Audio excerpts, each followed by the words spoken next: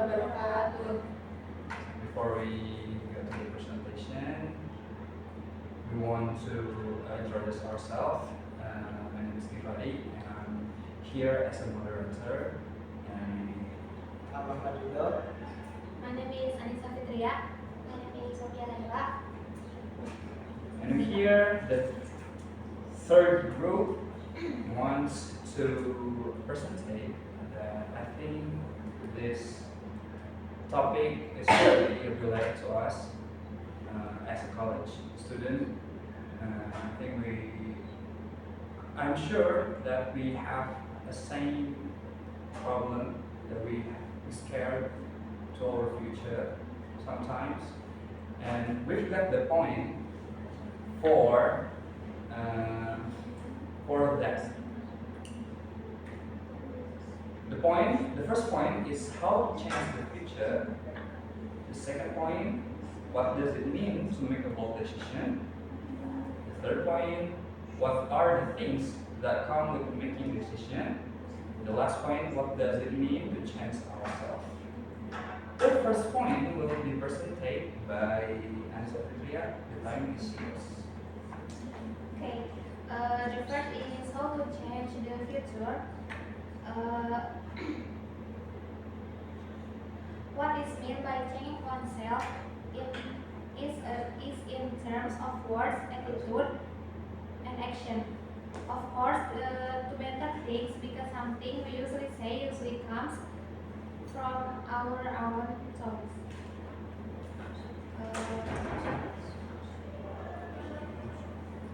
So what it means is that we must dare to make decisions.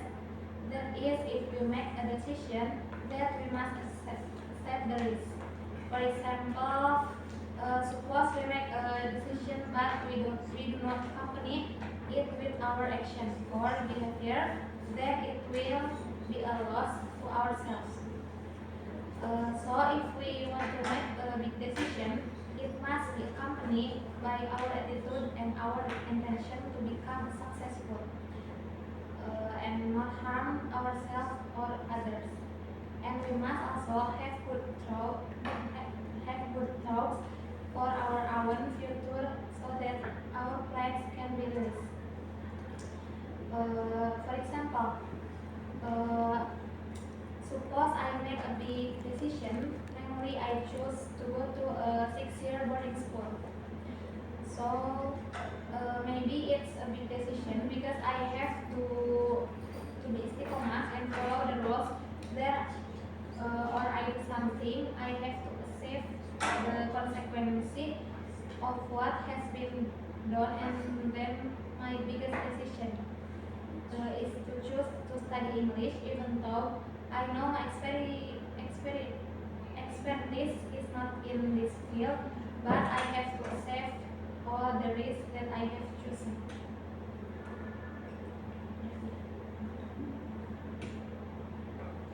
And the second point will be presented by Sophia. I'm sorry. The second point will be presented by Ahmad Yudo. Time is yours. Okay, so I got 3 points of this case. For the first is complete commitment. For the second is consistent action. For the last one is constant learning.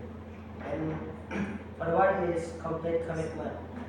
Complete commitment refers to the willingness of an individual to completely devote their time, energy, and research to a particular cause, belief, or relationship. Some example of complete commitment can include marriage. So every marriage, both partners may be committed to each other in a way that is complete and total. They may share a deep emotional and physical connection, and they may devote their lives to each other, including sharing finance, living together, and in raising a family. And for me, marriage just for one time for a life. And the second is religious conversation. Because Islam, my religion is Islam, so I can say this is the God has asked all of the human to take a prayer for 5 times for a week, and so we have to do it. And it is the example, the thing that we have to complete commitment. And the second one is consistent action. And consistent action is the practice of taking action in a consistent manner over a period of time, and it typically involves carrying our determined set of action or behavior rapidly over time, and with a specific goal in mind. For example, if you constantly go to the gym 3 times a week every week, this is the consistent action in the context of achieving a fitness goal. So it is example if you want to consistent action, if you want to make your body good and maybe it looks like gentleman or anything, so you have to consistent action. And the last one is constant learning.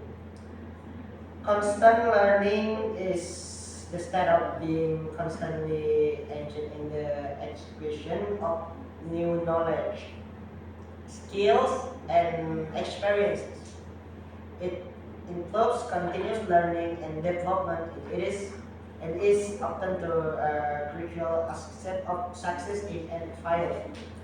Here are some examples of constant learning. For first, we are now all of the people here is graduated from senior high school and continue to our knowledge, to our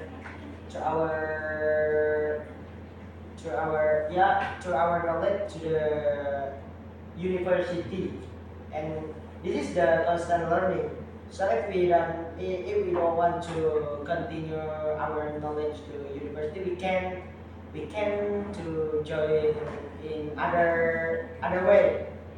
For the example, maybe if you want to join some course to learning language.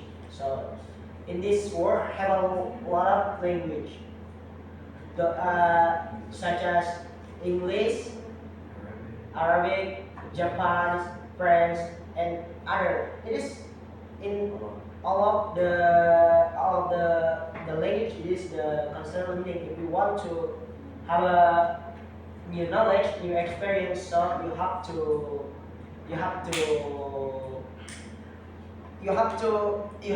keep learning and learning and learning, and it is the constant learning. So does it define of me, and it will be continued by Anissa.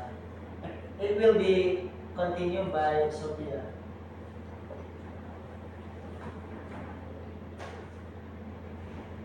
Okay, next I will present the material about how does it means to challenge yourself.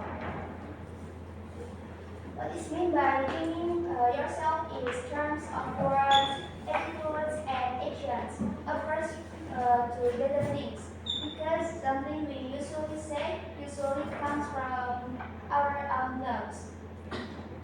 So the point is that we think will match what we say. For example, when you always say you are stupid, you are ugly, you are foolish, or anything, it is the same as we hurt ourselves, the same as we belittle ourselves. Why? Because words are very important, and words that one often repeat will become a justification that we believe in life. So guys, let's be a good thinking person, be a good behavior person, and of course always say good things about yourself and other people, because your life is a good your mindset.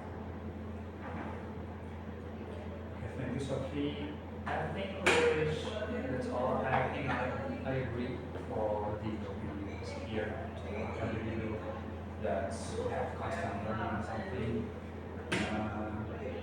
All of the opinion here is relatable for us, for our future, to make our better future. It's okay if we get a bit past. The conclusion is, in order to change your future, there are two ways that can be done. First one is being brave in making decisions, and it's not only making a decision.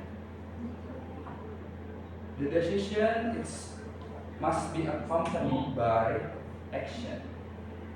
And then, however, there are three related components in making decision. It's complete commitment, consistent, and constant learning that Ido had said before. And changing yourself to be better in changing in terms, behavior, attitude, and words. It's really important for us, especially for our better future. And I think we reached the end of the presentation. But before that,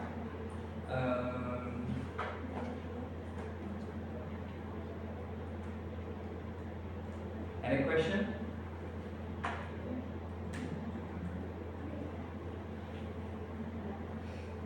No, it's enough. Okay, thank you. I think it's enough. Thank you for the attention. All we have to say is wassalamualaikum warahmatullahi wabarakatuh.